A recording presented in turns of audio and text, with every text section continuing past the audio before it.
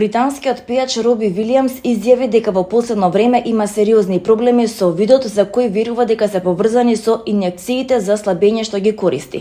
Роби Вилијамс, кој јавно зборуваше за своите борби со тежината и менталното здравје во последните години, за британскиот весник The Sun изјави дека бил меѓу првите корисници на вакви производи и дека развил заматен вид што го поврзал со употребата на овие лекови. Сакам да ги предупредам луѓето да бидат добро информирани. Забележав дека мојот вид не е добар, рече пејачот, додавајќи дека повеќе не може јасно да ги види некои посетители на концертите, а дека фудбалерите на надпреварите изгледале како дамки на зелен терен. Како што изјавил, морал да ги менува диоптриите поради проблемите со видот.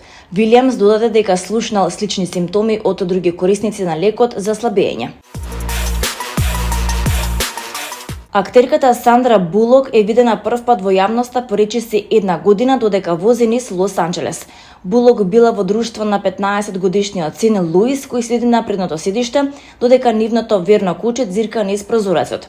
Оскаровката ретко се појавува во јавноста откако нејзиниот долгогодишен партнер, фотографот Брайан Реднал, почина во 2023 година.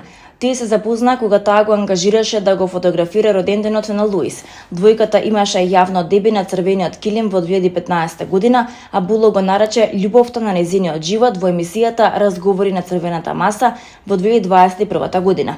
Минатата година Булок му ја исполни последната желба на Раднел и ја посипа неговата пепел во реката Снејк во Вајоминг на денот кога требаше да полни 58 години.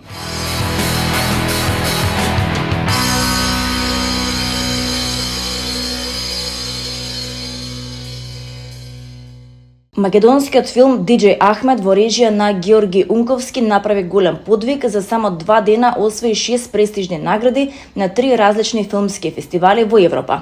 На Босфорскиот филмски фестивал филмот ги доби специјалната награда на жирито и наградата за најдобар актер на Ариф Јакуп.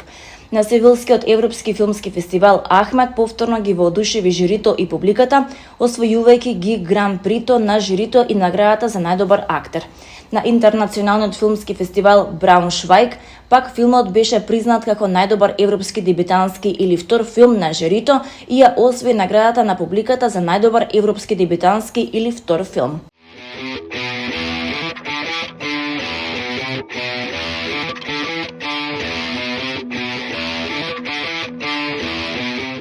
Композиторот и еден од најсовремените музичари Кирил Џајковски и српската кант авторка Констракта ќе бидат специјални гости на концертот во чест на Влада Дивљан денеска во 20 часот во Филхармонијата во Скопје, соопшти Пасфорт продукција.